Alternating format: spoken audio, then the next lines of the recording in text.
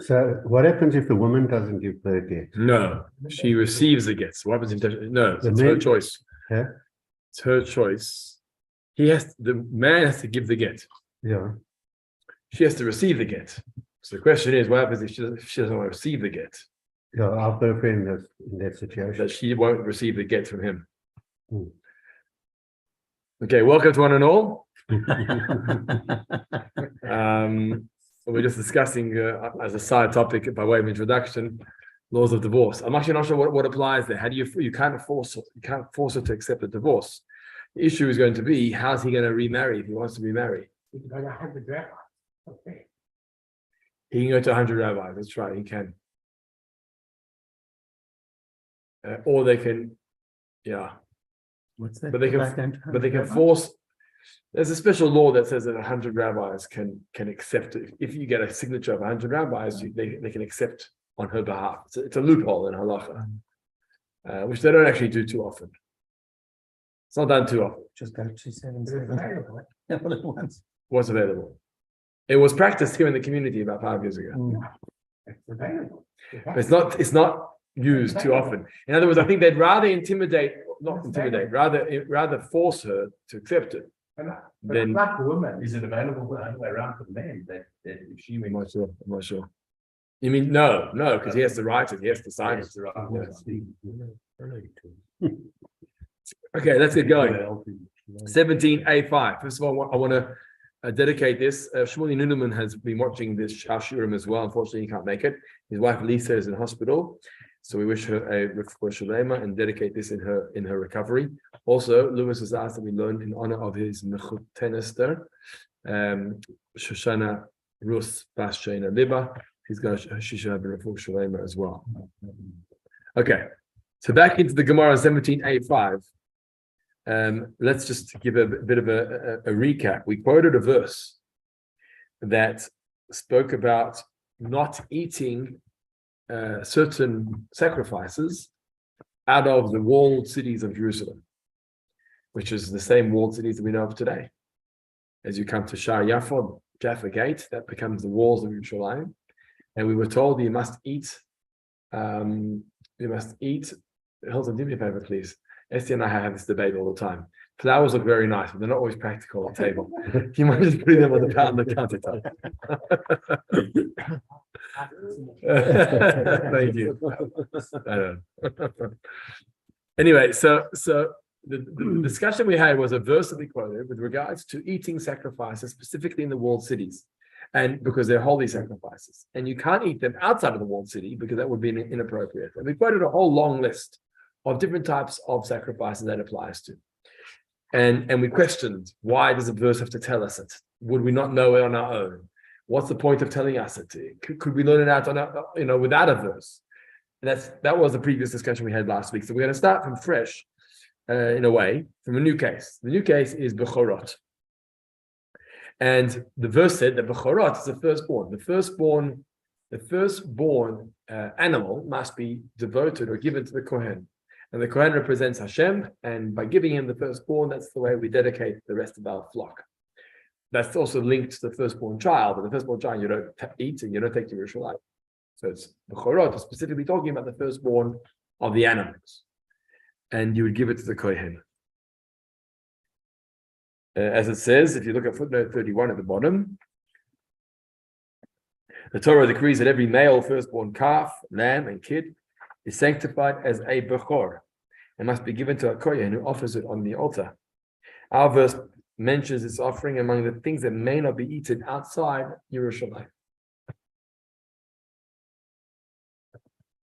Okay, back to the top. Amar Rabbi Shimon. So we're going to read it like Hebrew English text and then go to the footnotes when it's relevant. Amar Rabbi Shimon says, Ma bo zeh lamdeinu. Why do we need this detail in the verse to teach us this law? Why do we need the pasuk to tell me that the firstborn sacrifices that we're giving to the Kohen must be specifically eaten inside Yerushalayim? So now, some of this is dependent on last week, but we'll try and go through it. If you come in to teach me that you can't eat it outside the walls of Yerushalayim, which is the simple context of the verse, It's teaching me you can't eat it outside the walls of Yerushalayim. That detail I already know. Okay, about 7 lines in. Kal v'chomer min maaser. Okay, that one there. Robert, you got that? Yeah. Middle of the first paragraph. Yeah, kal v'chomer. Kal v'chomer min maaser. I don't need a verse to discuss firstborn. If you look at the laws of tithe, I can learn it out from the laws of tithe. The laws of tithe, maaser, which was also taken to Yerushalayim to be eaten, has the same principle. You can't eat maaser sheni, the maaser of Jerusalem, outside the walls of Yerushalayim. So just like I can't eat maaser outside the walls of Yerushalayim, so too I can't eat the firstborn animals outside the walls of Yerushalayim. And therefore, I don't necessarily need a special verse in the Torah about the firstborn because I know it already from another case. And whatever is unnecessary to be said, the Torah prefers not to have to say. Why must I say something you know already? If you know the laws of tithe, you'll know the laws of firstborn. And therefore, why would you need a specific verse for the firstborn? That's the question. So then we changed our minds last week too. And we said, you know what? Maybe it's not part of the context of the verse. Maybe this particular word is not talking about eating it inside or outside of the walls of Yerushalayim, because that you know already. You don't need a verse for that. So then why do we mention the firstborn? So we're going to suggest that maybe it's for another reason. And that we learned last week, that can happen. A verse in the Torah, this is strange for us as logical human beings, but it's possible that a verse in the Torah can mention a word or two and be alluding and hinting towards a law that's not the context of that particular verse. So it's very strange, because then you'll say to me, then why would God write it here? If it's not part of the context, then why put it here? Don't drive us with sugar and we have to, try and figure this out, decipher this.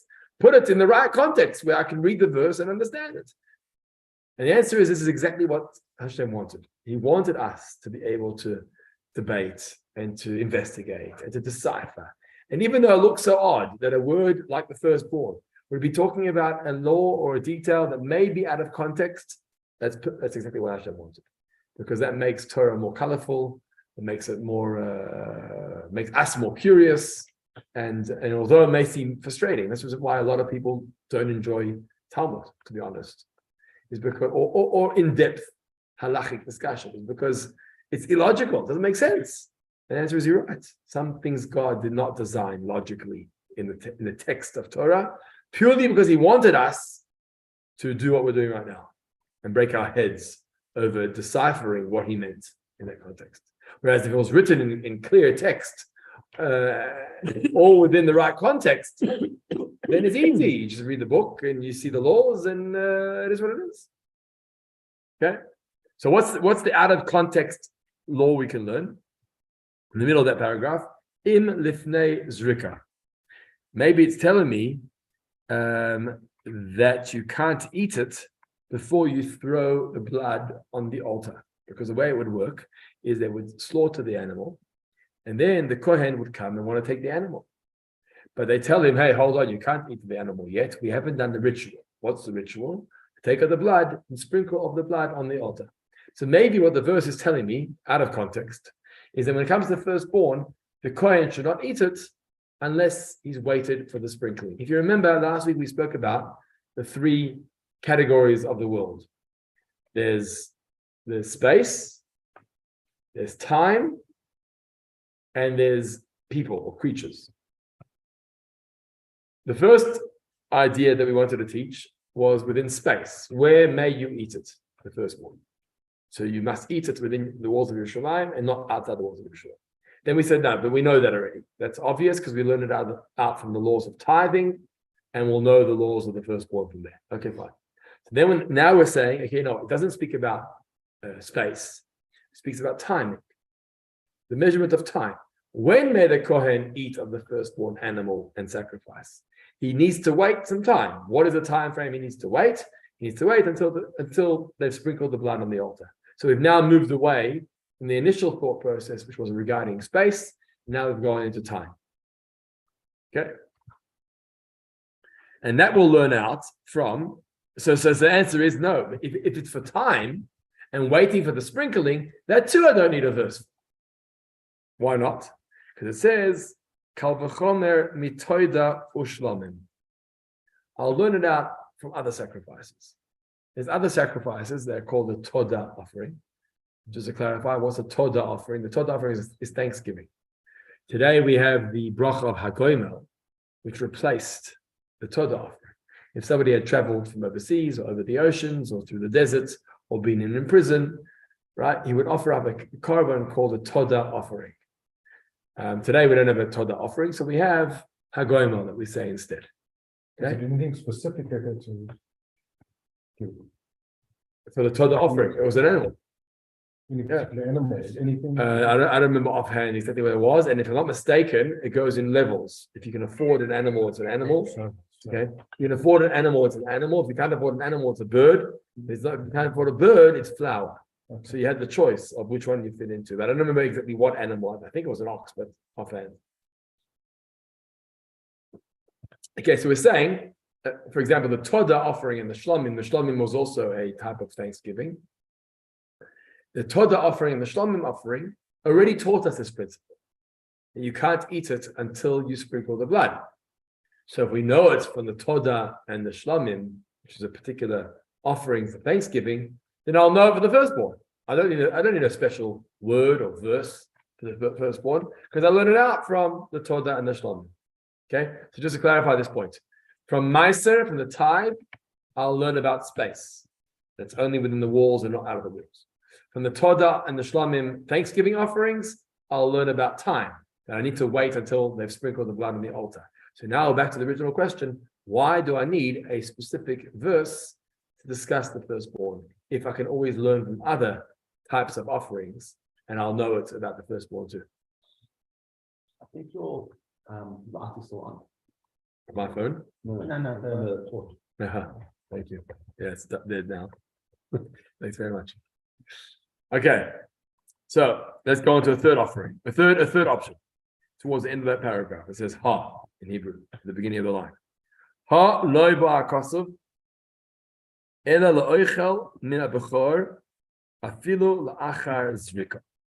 So it must be. We actually learned something similar last week.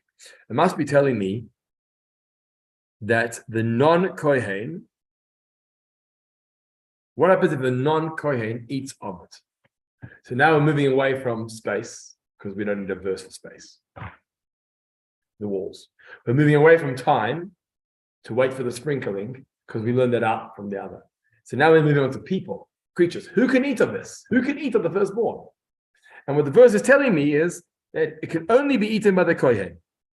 One who eats of the firstborn, even after the blood has been sprinkled. That means they've done all the rituals, right? On Temple Mount, they've done the sprinkling. Now who can eat from it? Only the kohen can eat from it. So now we're talking about limiting people, right? If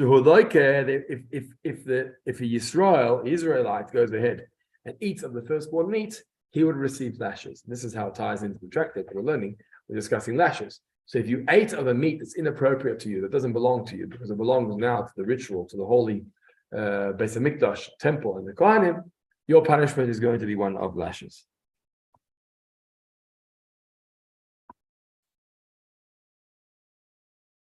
Okay.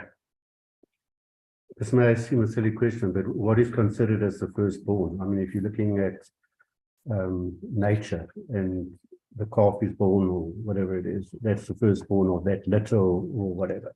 But it keeps on changing because Why? well, in terms of Every mother's, the terminology is the opening of the womb. So every mother's firstborn yeah, would be considered a firstborn. And by the way, that applies to human beings too. A father could have two firstborn children for which you have to do pidyon ben twice. I know someone in our community that has that, who he married a second time, and his first wife had a firstborn boy naturally, and his second wife also had a firstborn boy naturally, and he performed the pidyon ben twice because it goes via the womb of the mother. And the same thing in the case of the animal too. Is that what you're referring to? Yeah, but let's say the longevity of an animal, for argument's sake, you say 10 years or 15 years. So the firstborn, then the animal gets slaughtered or whatever, but then where does the continuity go? No, that's it. Oh. You mean in terms of firstborn? Yeah, No, once it's slaughtered, that's it. So it's like dedicating the first animal, slaughtered and then eaten. And then the rest of his siblings, you could do what you like with them. so how would you know which is the firstborn in the animal? Like it could be from a generation to, in other words, You'd go get- by let's the say mother. yeah, so the You mother, have to watch the mother. Obviously, you're farming your produce or your flock. right. And this is the first baby born to this mother. That becomes the firstborn. And it's That's just it, one- and that's it, one- and that's one- it. Can never have enough. Once the womb opened up, Yeah. that's it. That's the firstborn. Oh, okay. In the case of a miscarriage, is that? That's the same principle. In the case of a miscarriage, The miscarriage is. that is the opening of the womb, and therefore that's considered the firstborn. You can't now. It's not a proper human being to be able to redeem. So you don't have Pidyon event. And then no other child that follows can replace that position. Or a Caesar. Right. So the Caesar is not the opening of the womb. So when you have a Caesar, you can't do a Pidyon event for that reason. Because the terminology in the Torah is specific.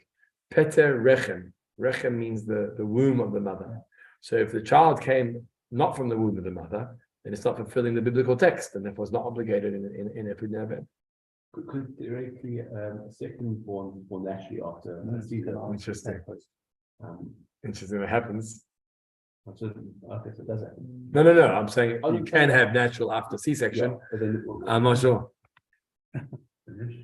as to whether it's a Bechor or not. The any connection with this firstborn and the 10th planet. Yes, the Torah says specifically that the reason why we're keeping this mitzvah of the firstborn human and the firstborn animal is to remind us that Hashem protected us and saved us in Mitzrayim. So that's the direct link. For the fast of the firstborn, you can have. It's the firstborn of the mother or the firstborn of the father is obligated. Yes. So So that means that's interesting. Technicality So is not necessarily no, related it's idea. So who to- fasts? Who fasts in the fast of the firstborn? And have a half brother that's. Yeah, it says that the minhag, the custom is that firstborn of either. I even think C-section firstborns possibly yeah. fast. Yeah, even the halachically they're not considered the bechor. Or no, halachically, no. Let's reword that. There's no pidyon aben for that child if he was the firstborn.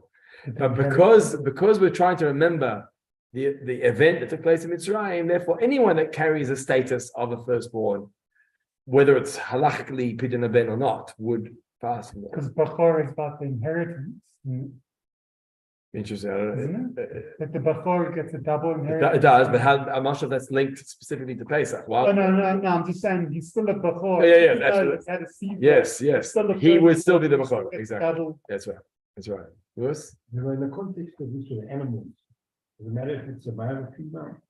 When you talk about triple rot, Why is it female, you're saying? is the female also? And it be a firstborn.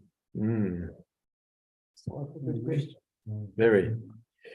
Not in a human. Now, by the way, regards Pesach, just on that note, Pesach, it says the minhag would be.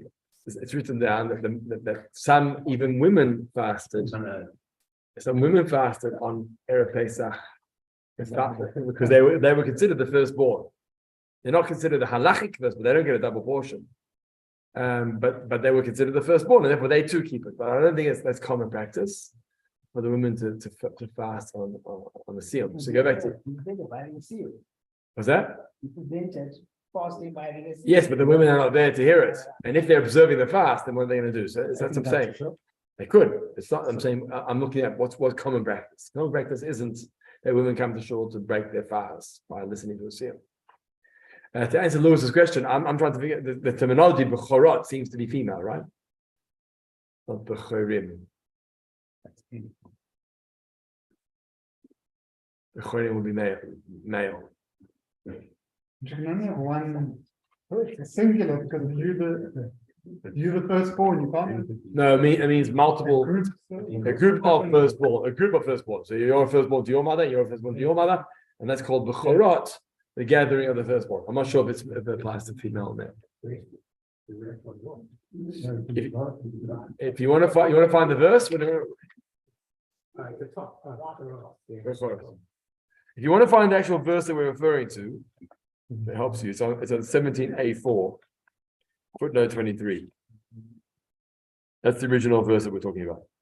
But where the context 23, the context is about eating it, outside, inside the walls.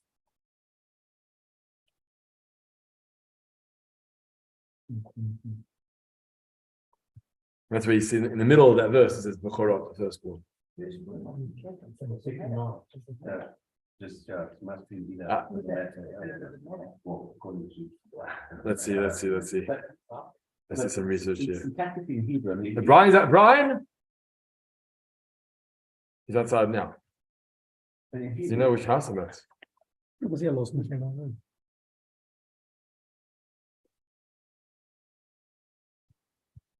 Sorry.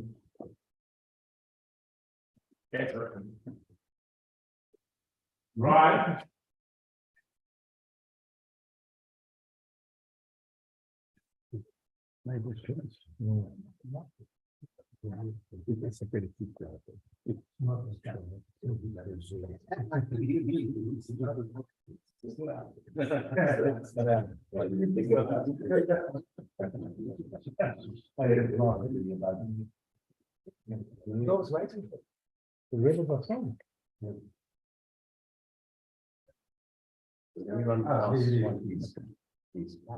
No, it's don't offer it to anybody else.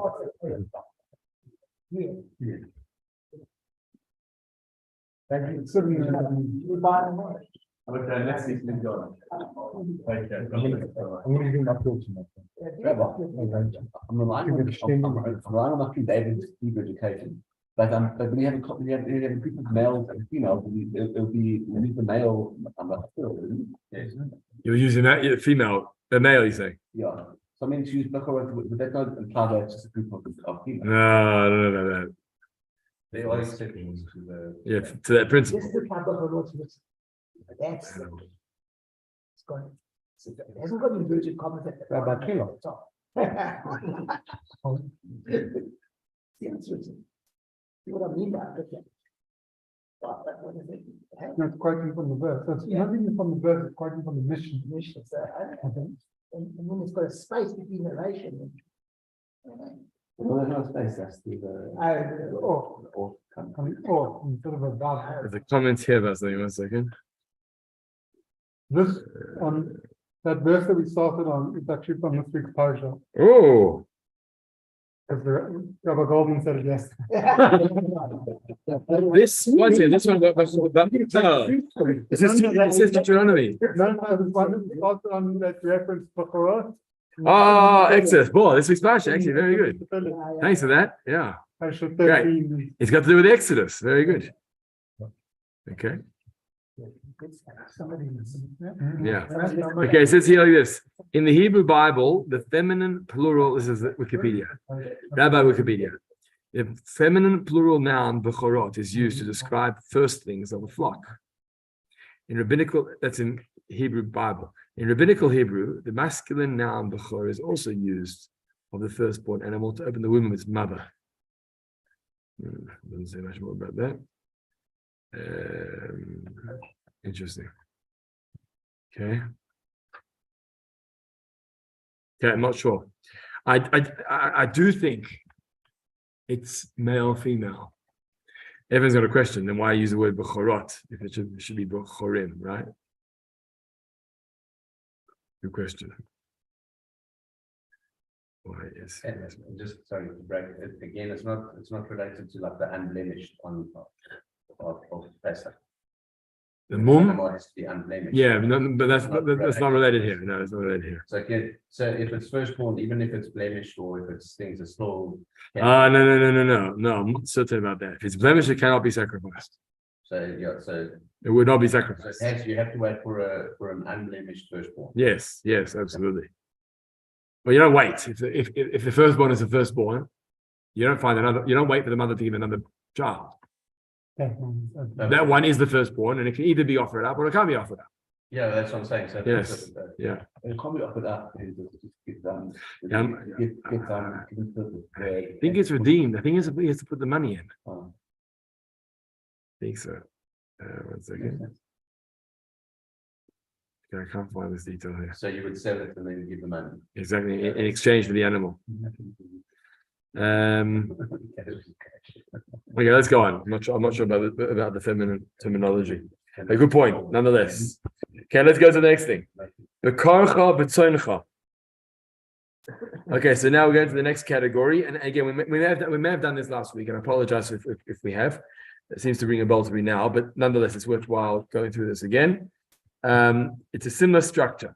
We're talking about the cattle and the flock, which the Gemara says that's talking about the chatat and the asham offerings.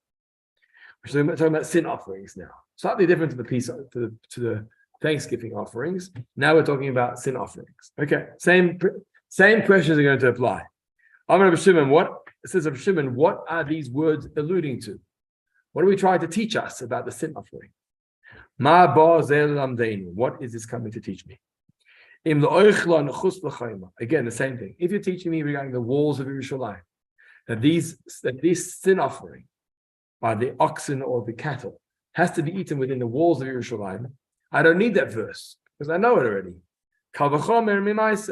I'll learn it out of tithing. In the same thing, right? For the tithe, we learn you can't eat it outside the walls of Yerushalayim. Okay, then what else do I need it for? Maybe it's to tell me that I've got to wait, or the Kohen has to wait. If he wants to eat of the sin offering, the Kohen has to wait until they sprinkle the blood on the altar. We're now on the next column. And here too we answer. Kal v'chomer mitoda ushlamim. I don't need a verse for that. I've got that from the other offerings called the Thanksgiving offerings. I've already learned that principle before, that I've got to wait for the sprinkling of the blood. So it can't be from there. It can't be for that purpose. Im lachas rika, maybe it's to tell me that a non-Yisraelite can't benefit from this particular sacrifice. Maybe that's what the verse is trying to tell me. And only a Kohen can eat of this sin offering, and a non-Kohen can't eat of the sin offering. And our response is kal v'chomer mibechor. I can learn it out of the Bechor, which we just learned now.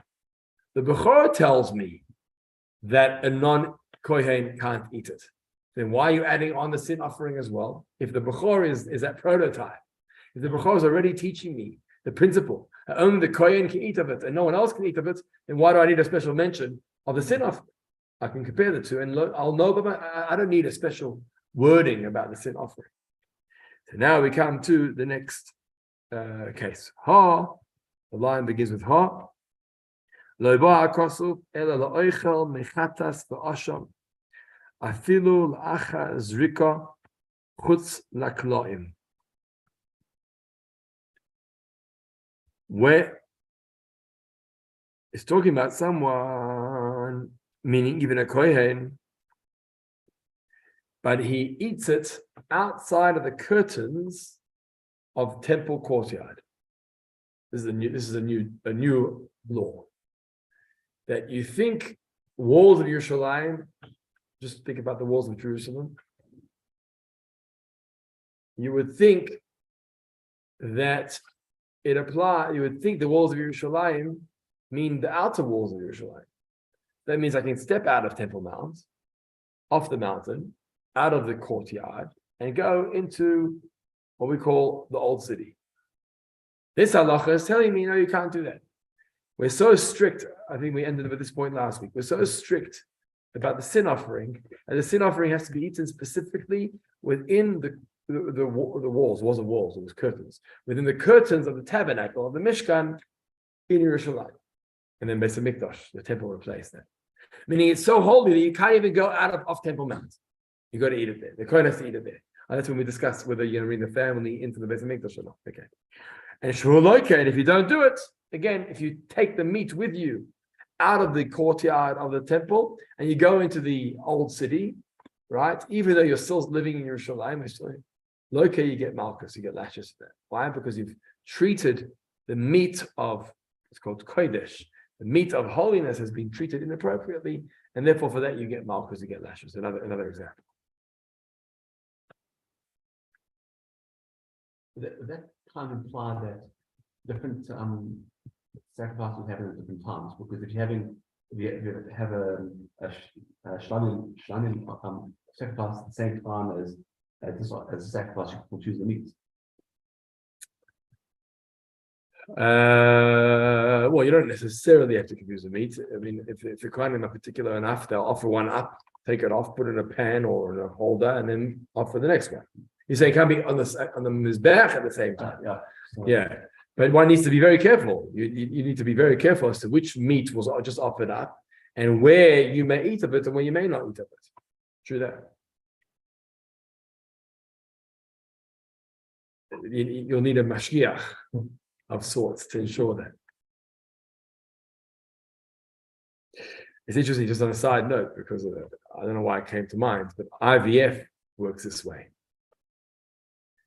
The halachic way of doing IVF, which is the Malka Fund, assists with this with the help of Diane Fox in Pretoria, and one or two now doctors, religious doctors that are involved, is you need to make sure that the right sperm or the right egg is being kept from the right people. And to ensure that if it's husband and wife, that we have a hashgacha and the mashgiach that ensures that this is him and this is her. Otherwise, there's a concern of mix-up. And mix-up is problematic because besides the fact that it's immoral, and you want to know you've got your child and within your marriage, halachically there's issues of adultery, right? Even though I'm not necessarily intimate with, let's call it the married woman, but if I absorb, vice versa, there's an issue of cross marriages. So what do? We have a mashgiach who sits in the labs and has a system. I don't know exactly how the system works, but they have a system. I think they use what do they call it? Like protected. The tubes are protected by what do you call it? Covers or there's a word for it. What's it called when you seal? There's seals in place, which only the mashgiach is allowed to be there at the time that they start working with that particular person or family, for the same reason. Anyway, a Jewish woman who's not married and wants a child can't go to sperm bank. Halachically, it's a problem. Yeah. Well, there's no biblical prohibition. Not married. That's what I'm saying. There's no biblical prohibition because that's like intimacy of husband and wife out of wedlock. There's nothing against halacha in that. Nothing in Torah against that. But what it does say in halacha is that somebody who's born out of wedlock may not be considered a mamzer because they're both single, but there's a pegam, a blemish on that individual, which even society would. I know of somebody I also know. who was blessed by the rabbis. To do this on her own. Yeah, Sure. absolutely. In South Africa. Yeah, Blessed by who's rabbis? the rabbi Not the shul down the road from us. was a Chabad rabbi. Who gave the endorsement to do this? I find it so hard to believe. I have a feeling I know which family you're speaking about because I know of the case too. I didn't realize that there's rabbanim that would sign that off. How's that possible? Okay, interesting. Rabbi Grona always tells me, I'm not saying in this case this is true, but often I'd call Rabbi Grona for some advice, and I said, Rabbi Grona, they're saying your name that you said. He says, who says in my name? Phone me up and talk to me directly. Don't quote me out of context. And It's not him. yeah. Anyway, okay. Let's get to the next case. So on the bottom of 17A5 is Nidarecha. So now we're going on to vows. And that means like this: a vow is when you decide voluntarily. I guess these are all voluntary, not all, but many of these are voluntary karbonos. But let's say you want to thank Hashem, or you want to dedicate tzedakah, you want to. There's such a thing called a nedava or neder, offering to Hashem. Where bli neder comes. Yes, bli neder for the same reason.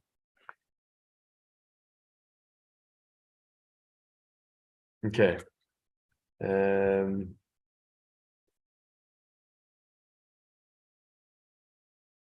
Look at footnote 37.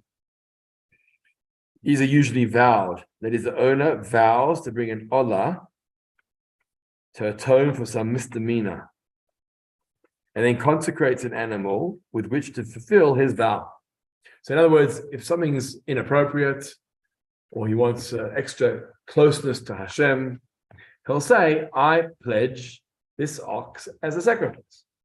Not necessarily as a sin offering or as a todah, thanksgiving offering, but as a way of getting close. Remember, in those days, sacrifices was like prayer. That's the way you came close to Hashem.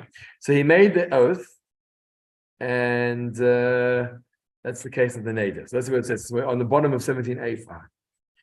Rabbi Shimon says, Ma what is this teaching me? And again, you'll see the structures the same. Even the if you're teaching me not to eat it outside the walls of Yerushalayim, I've done that already. I know that already. I know it from the tithe, because the tithe can't be eaten out of Jerusalem. Even if Nezrika, if it's to teach me that you got to wait for the sprinkling before you eat of it, sprinkling of the blood on the altar, I know that already. I'll know it in the case of the Todah and the Shlomim. Okay, 17A6 over the page.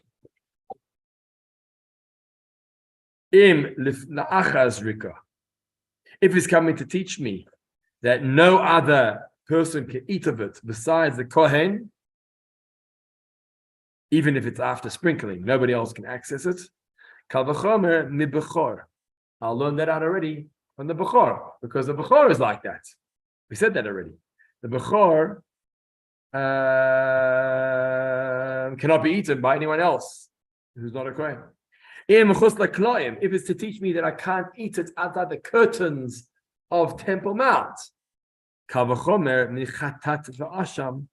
learn that out of the sin offerings. The sin offerings is like that, where you can't eat it outside the walls or the curtains of Temple Mount.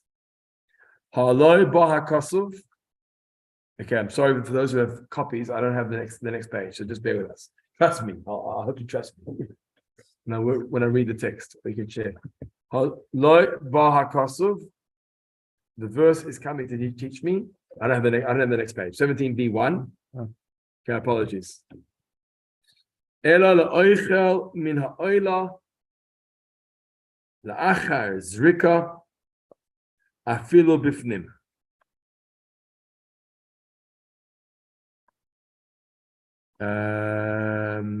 Okay, so what's it talking about here?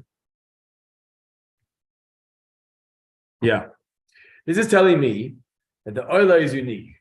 The animal. Well, this is now talking about the if you look at the wording, what was the wording? The wording is the promises, the neder. The neder which I do voluntarily, I do an oath. What does it teach me? It's teaching me another restriction, that it cannot be eaten. Even the kohen can't eat of it. This is unique, because all the other categories of animals, the kohen can eat, the Israelite can't eat. But this particular animal called the neder gets offered up and sacrificed entirely on the Mizbeach. So as you can see, each carbon, each sacrifice had a different law. One you can eat, in the walls of Jerusalem. One you can eat only on Temple Mount behind the curtains. One, even now we're saying the kohen cannot eat of it at all. It's burnt. Burnt entirely, exactly. So the olah offering was known. Olah, it's the wording. Olah means elevated. So when you say an olah offering, which a person voluntarily offered up, it would be entirely sacrificed. And even the kohen can't pull it off the altar and eat of it. Okay. I think the Shlomim offering, which we just spoke about in terms of Thanksgiving, comes to the word Shalom. And if I'm not mistaken, the Kohen definitely ate of it. Okay, so well, he didn't split it with other non-Kohanim. That wouldn't work. Okay, so on to the next page. So if the Kohen ate of this neder, you get lashes. So from here we learn that the Olah offering, this promise, the oath that the person makes, must be offered up entirely on the Mizbeach. Okay. That's how Reb Shimon deciphered the verse. So now we're going to wrap up this piece. And it says like this, Amar Rava. This is like the second paragraph on 17b1. Amar Rava. We want to praise Reb Shimon. The Yelida Imei. A mother who's giving birth. Could Rabbi Shimon tailid, she should pray that she should give birth to someone like Rabbi Shimon. He's the one that deciphered this verse about all the various sacrifices. So you should pray that the child should be like Rabbi Shimon.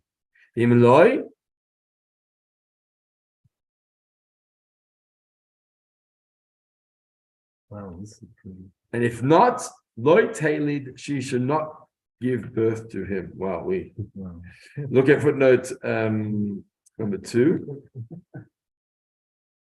The Ritva deletes the words, and if not, she should not give birth to him. Does that mean if he's not like Rabbi Shimon, Yeah. she should not pray? She should not have a child. No, but I'm saying, is it if did not? Is that referring to her making the prayer, or that referring to being like Rabbi Shimon? No, I think So she should. we'll see. Since there are many worthy degrees below Rav Shimon's exalted level, what it's saying is she should not pray for a child. If she can't have a child like Rav Shimon, she should not pray for a child. Or the wording is she should not have the child. But obviously, it means praying for the child and having the child. In other words, either you get the AA students, or don't go, or don't have the child. Now you can see why the Ritva deletes this, because that's like, wow, not everybody can be like Reb Shimon. Not everybody can get 100% in a maths matric exam, like one of our youth in Sydney. Something to aspire to. Yeah, sure, it's something to aspire to, but if you don't get there, then what? So that's why he says delete that verse, delete that line. Be a very small nation. And then he finishes his line. And even though there are refutations, in other words, contradictions to Reb Shimon's logic. So look at footnote 3. Rava will proceed to refute every one of Reb Shimon's deductions. So every line that Reb Shimon said is teaching us this or teaching us that, Rava is going to challenge it. The Gemara discusses below why then Rava was so impressed with Reb Shimon's exposition. Okay, so that's really interesting. So even though he's going to refute every line of Reb Shimon's thinking, nonetheless, he's saying that every mother should want to have a child like Reb Shimon, even though there's reasons of debate. That's a great backhand compliment. What's that? It's a great backhand compliment. But Everyone should want to have a child who is completely wrong. no, I don't think we're highlighting that aspect of him.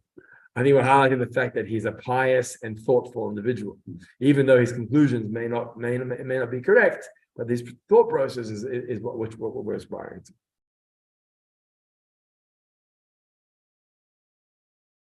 If I'm not mistaken, but I'm saying this is just for memory.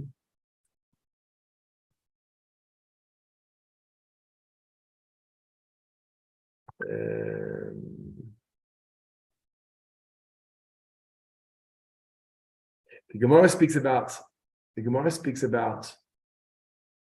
I can't remember if it was Reb Shimon or not, about one particular Gemara sage that would sit outside the mikveh that women would access at evening hours. The rabbi would sit outside the mikveh. When we learned it together, and I recall saying then, I'll say it now too, that if you did that today, you'd be arrested. Right? If you sat outside the mikveh and observe the women going in and out of the mikveh, that's inappropriate. But this particular sage, and it seems to ring a bell of Shimon, but I'm not sure, sat outside the mikveh. What was the motivation? The motivation was pure, and the point is that, although it seems odd, a pious person like this really had holy intentions. The intention was that the Gemara talks about the fact that what do women look at the moment after mikveh before they return home to their husbands? And what they look at and think about in those moments is considered sacred and holy. And therefore he wanted them to look at him or a sage, so when they go home and the moment of intimacy and conception should be like this prayer, that please God, my child should be like Rav Shimon.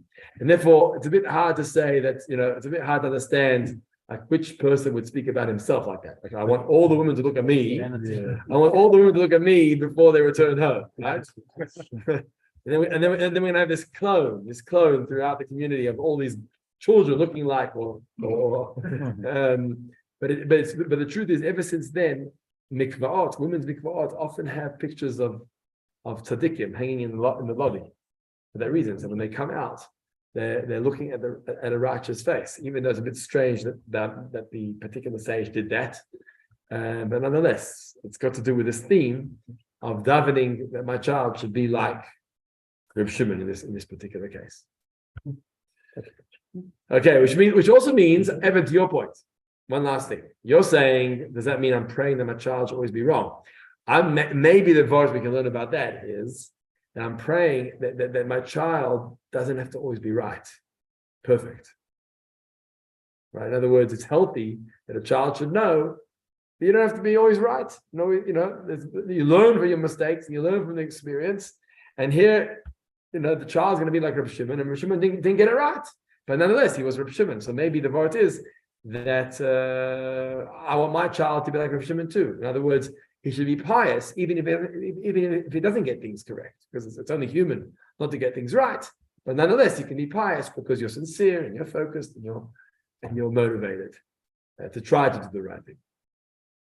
Okay, so we'll wrap it up here on page 17b1, and then we're going to go into this lines of Reb Shimon and see how to refute them, led by Rava. Guys, you stop this recording for a moment. A good evening to those who are watching the recording.